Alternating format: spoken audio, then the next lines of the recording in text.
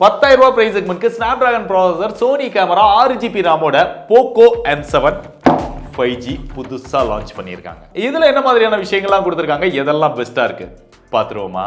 First unboxing பார்த்துட்டு வந்துருவோம். எப்பயும் போல மஞ்சள் கலராக தான் பொட்டி இருக்கு. போக்கோ M7 மாடல் நேம் போட்டிருக்காங்க.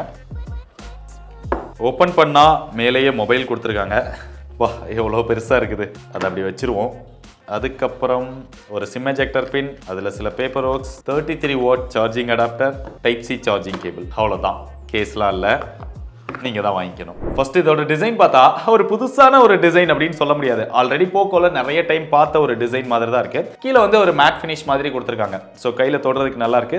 அதுக்கு கீழே போக்கோட பிராண்டிங் இருக்கு. மேலே வந்து ஒரு கிளாசி ஃபினிஷ் மாதிரி கொடுத்துருக்காங்க. அதில் கை வச்சோம் அப்படின்னா அந்த ஃபிங்கர் பிரிண்ட்லாம் கேப்சர் ஆகுது.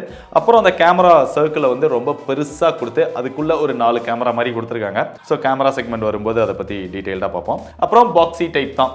சிங்கிள் ஹேண்டில் ஹோல்டு பண்ணும்போது உங்களுக்கு கேஸ் இல்லாமல் பார்க்கும்போது ஓரளவு வெயிட்லெஸ்ஸாக தான் தெரியுது. ஆனால் வெயிட்டுமே ஜாஸ்தி தான். 205 கிராம் இருக்கு. திக்னஸ்மே 8.22 mm கொடுத்துருக்காங்க. இன்னும் கொஞ்சம் வெயிட் மேனேஜ்மெண்ட் பெட்டராக பண்ணியிருந்திருக்கலாம். ஏன்னா மொபைலோட லென்த்தும் ஜாஸ்தியாக இருக்கு. பட்ஜெட்டில் அதிகமாக வாங்குறவங்க பார்த்தீங்க அப்படின்னா ரொம்ப நாள் யூஸ் பண்ணணும் அப்படின்னு நினைப்பாங்க. ஸோ அவங்களாம் டப்புன்னு கீழே போட்டால் பொட்டுன்னு போயிடும். இதுல பிராண்ட் ஹைலைட்டா சொல்ற விஷயம் என்னன்னா 10,000 ரூபாய் பிரைஸ் செக்மெண்ட்குள்ள ஸ்னாப்டிராகன் ப்ராசஸர் கொடுத்துருக்கோம், பெர்ஃபார்மன்ஸ் பீஸ்ட் கொடுத்துருக்கோம் அப்படிங்கறத சொல்றாங்க. இங்க ஸ்னாப்டிராகனோட 4 Gen 2 அப்படிங்கிற ஒரு ப்ராசஸர் கொடுத்துருக்காங்க. ஆல்ரெடி இதை விட அதிகமான பிரைஸ்ல லான்ச் பண்ணி அப்புறம் ஆஃபர்லாம் கொடுத்தாங்க. ஸோ அதே மாதிரி தான் இந்த மொபைல லான்ச் பண்ணும்போதே 10,000 அப்படின்னு சொல்றாங்க. இதோட ஆண்ட்ராய்ட் ஸ்கோர் 4,37,000 வந்தது. யூஸ் பண்றதுக்குலாம் கொஞ்சம் ஸ்மூத்தா தான் இருந்தது. பட் த்ரோட்டில் டெஸ்ட் போட்டு பார்க்கும்போது ஸ்டார்டிங்ல கொஞ்சம் பெட்டரா இருந்த மாதிரி தெரிஞ்சது. ஆனா அந்த கிராஃப் வந்து அப்போ கொஞ்சம் அடி வாங்குது. பெர்ஃபார்மன்ஸ் அந்த அளவுக்கு அது ஸ்மூத்தான ஒரு பெர்ஃபார்மன்ஸ் இல்ல அப்படின்னு சொல்லலாம். இருந்தாலுமே நம்ம ஃப்ரீ ஃபயர் இதெல்லாமே இன்ஸ்டால் பண்ணி டெஸ்ட் பண்ணி பார்த்தோம். லோ கிராஃபிக்ஸ்ல ஓரளவு ஸ்மூத்தா ப்ளே பண்ணிக்க முடியுது. அது போக நீங்க மல்டி டாஸ்கிங் பண்றீங்க, நிறைய ஆப்ஸ் யூஸ் பண்றீங்க அப்படின்னாலுமே இதுல 6GB RAM கொடுத்துருக்கிறதுனால ஓரளவு யூஸ் பண்றதுக்கு நல்லா இருக்கு. இது போக விர்ச்சுவல் ராமும் ஒரு 6GB இருக்கிறதா சொல்றாங்க. பட் அதால பெரிய யூஸ் இல்ல. இதோட RAM டைப்மே LPDDR4X type RAM use பண்ணிருக்காங்க. UFS 2.2 கான சப்போர்ட் வந்து கொடுத்துருக்காங்க. நல்ல வேளை eMMC அந்த மாதிரிலாம் போகல. ஸோ இந்த செக்மெண்ட்க்கு இது ஓரளவு ஓகேவான விஷயம் தான். இங்க பெர்ஃபார்மன்ஸ் மட்டும் இல்ல, டிஸ்பிளேயுமே நல்ல ஒரு லார்ஜான டிஸ்பிளே வந்து கொடுத்துருக்காங்க. டிஸ்பிளேயோட சைஸ் வந்து ஒவ்வொரு வருஷமும் இன்க்ரீஸ் ஆகிட்டே போயிட்டு இருக்குது. அந்த மாதிரி தான் இந்த டைம் 6.88 இன்ச்சில் HD+ டிஸ்பிளே கொடுத்துருக்காங்க. IPS LCD display. But 120 Hz refresh rate இருக்குது. பொதுவாக 10,000 ரூபாய் செக்மெண்ட்குள்ள போயிட்டோம் அப்படின்னாலே பெரும்பாலான மொபைல்ஸ்ல HD+ தான் இருக்குது. ஃபுல் HD+ கொடுத்தாங்க அப்படின்னா பெட்டரா இருக்கும். மற்றபடி டிஸ்பிளேயோட வியூவிங் எக்ஸ்பீரியன்ஸ் இதெல்லாமே நல்லா இருக்குது. கலர்ஸ் இதுவுமே நல்லா இருக்குது. இண்டோர்ல பார்த்தோம் அப்படின்னா பிரைட்னஸ் இதெல்லாமே போதுமானதா இருக்கு. நீங்க அவுட்டோர்ல டைரக்ட் சன்லைட்ல பாக்குறீங்க அப்படினாலுமே பீக் பிரைட்னஸ் 600 nits கொடுத்திருக்காங்க. டிஸ்பிளேயோட screen to body ratio 90% achieve பண்ணியிருக்காங்க. இன்னும் கொஞ்சம் பெட்டரா இருந்தா நல்லா இருந்திருக்கும் அப்படின்னு நினைக்கிறேன். அதுபோல இந்த டிஸ்பிளேக்கு low blue light flicker free இதுக்கான TUV ரெகன்லேண்ட் சர்டிஃபைடும் வாங்கியிருக்காங்க. SGS ஓட ஐ ப்ரொடெக்ஷன் சர்டிஃபிகேஷனும் வாங்கியிருக்காங்க.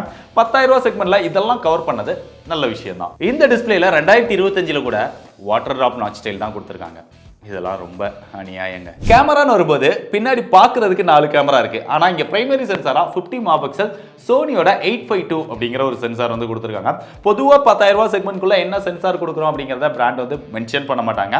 ஆனா சோனி கொடுத்தா மென்ஷன் பண்ணுவாங்க. இந்த செக்மெண்ட்ல சோனி கேமரா கொடுத்தது நல்ல விஷயம் தான். பட் இங்க செகண்டரி சென்சாரா ஒரு 2 மெகாபிக்சல் ஒரு டெப்த் சென்சார் கொடுத்துருக்காங்க. அதுக்கப்புறம் ஒரு LED ஃபிளாஷ், கடைசியா ஒரு டம்மியான சர்க்கிள், அதுல 50 மெகாபிக்சல் ஏஐ கேமரா அப்படின்னு டெக்ஸ்ட் போட்டு ஒரு 4 கேமரா மாதிரி காமிச்சிட்டாங்க. ஸோ சிம்பிளா சொல்லணும் அப்படின்னா ஒரு கேமரா தான் இருக்கு. ஆனா அந்த கேமராவோட பெர்ஃபார்மன்ஸும் இந்த செக்மெண்ட்ல ரொம்பவே பெஸ்டா இருக்கு. அவுட்டோர்ல நல்ல லைட்டிங் கண்டிஷன்ஸ்ல எடுக்கிறீங்க அப்படின்னா போட்டோஸ் எல்லாமே நல்ல கலர்ஃபுல்லா ரிச்சா எடுத்து தருது.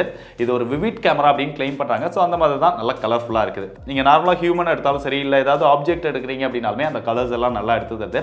பட் சம்டைம்ஸ் அந்த போட்டோஸ் பார்க்கும்போது கொஞ்சம் ஓவர் சேச்சுரேட்டடா, டெம்பரேச்சர் கொஞ்சம் அதிகமா இருக்கிற மாதிரி ஒரு ஃபீல் வருது. சோ கலர்ஃபுல்லா உங்களுக்கு வேணும் அப்படின்னா இந்த கேமரா ரொம்பவே பிடிக்கும் இந்த செக்மெண்ட்ல. அதே மாதிரி கேமராவோட ஃபோக்கஸ் நல்லா இருக்கு. போட்டோல அந்த ஷார்ப்னஸ், டீடைல் இதெல்லாம் ஓரளவு ஓகேவா இருக்குது. இன்டோர்ல ஓரளவு டீசென்ட்டான லைட்டிங்ல எடுத்தா கூட போட்டோஸ் ஓரளவு பார்க்குற அளவு இருக்கு, டீசென்ட்டா பெர்ஃபார்ம் பண்ணுது.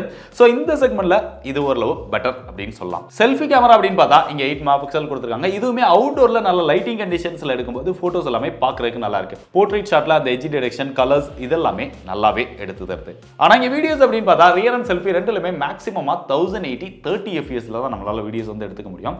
அட்லீஸ்ட் ரியர்ல 60 fps கொடுத்திருந்திருக்கலாம். ஆனா 30 தான் இருக்கு. வீடியோல எல்லாம் பெருசா எதிர்பார்ப்பு வைக்க வேண்டாம்.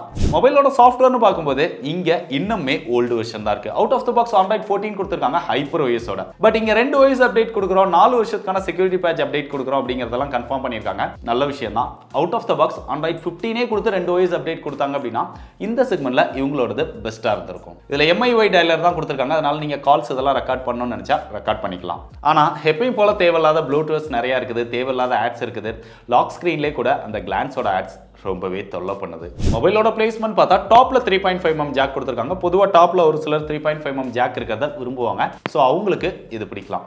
ஆனா இதுல IR பிளாஸ்டர் இல்ல, செகண்டரி நாய்ஸ் கேன்சலேஷன் மைக்கும் இல்ல. லெஃப்ட் சைடுல வந்து இங்க சிம் ஸ்லாட் கொடுத்திருக்காங்க. அது ஓபன் பண்ணோம் அப்படின்னா 2 சிம் டெடிகேட்டட் SD கார்டு ஸ்லாட்டும் இருக்குது. 2 சிம்மே 5G சப்போர்ட் பண்ணோம். இது ஒரு 5G ரெடி மொபைல். பாட்டம்ல வந்து ஒரு மைக் இருக்கு. இங்க டைப் C சார்ஜிங் போர்ட் இருக்கு. இங்க சிங்கிள் ஸ்பீக்கர் தான் கொடுத்திருக்காங்க. அது 150% வால்யூம் அப் பண்ணிருக்கோம் அப்படின்லாம் சொல்றாங்க. பட் ஓரளவு டீசெண்டா இருக்குது. ரைட் சைடுல வந்தா இங்க வால்யூம் அப் டவுன் பட்டன் வருது, கீழே பவர் பட்டன் வருது. பவர் பட்டன்லயே ஃபிங்கர் பிரிண்ட் சென்சாரும் கொடுத்திருக்காங்க. அது நல்லா ஃபாஸ்டா அக்யூரேட்டா இருக்குது. மொபைலோட பேட்டரி 5160 mAh கொடுத்திருக்காங்க. ஒரு 160 mAh வந்து இன்க்ரீஸ் பண்ணிருக்காங்க. பட் நிறைய மொபைல்ஸ்ல பார்த்தோம் அப்படின்னா இப்போ 6000 7000 அந்த மாதிரி போக ஆரம்பிச்சிருச்சு. இவங்களும் 6000 mAh கொடுத்து ஒரு 200 கிராம் குள்ள வெயிட் கொண்டு வந்திருந்தாங்க அப்படின்னா இன்னுமே மாசா இருந்திருக்கும். பட் இங்க பாக்ஸ்குள்ள பார்த்தோம், நம்ம அன்பாக்ஸ் பண்ணும்போது 33 வாட்கான சார்ஜிங் அடாப்டர் கொடுத்திருந்தாங்க. ஆனா இந்த மொபைலுக்கு 18 வாட் சார்ஜிங் சப்போர்ட் தான் இருக்குது. பொதுவாக பார்த்தோம் அப்படின்னா ஷாமி வந்து இதை நிறைய இடங்கள்ல பண்றாங்க. ஒன்று அதிகமான சப்போர்ட் இருக்கிற அடாப்டர் கொடுத்து மொபைல்ல கம்மியான ஃபாஸ்ட் சார்ஜிங் சப்போர்ட் கொடுக்குறாங்க. இல்ல மொபைல்ல அதிகமான ஃபாஸ்ட் சார்ஜிங் சப்போர்ட் கொடுத்து கம்மியான அடாப்டர் கொடுக்குறாங்க. என்ன இருக்குதோ அதை சேமா கொடுத்துட்டாங்க அப்படின்னா இன்னும் பெட்டரா இருக்கும். இதுக்குமே 33 வாட் ஃபாஸ்ட் சார்ஜிங் சப்போர்ட் கொடுத்துருந்துருக்கலாம். பட் இல்ல. இதோட பிரைஸ் அப்படின்னு பார்த்தா 2 வேரியன்ட் வந்து லான்ச் பண்ணிருக்காங்க. 6+128, 8+128. 6+128 10,000 ரூபாய்க்கும், 8+128 11,000 ரூபாய்க்கும் சேல் பண்ண போறாங்க.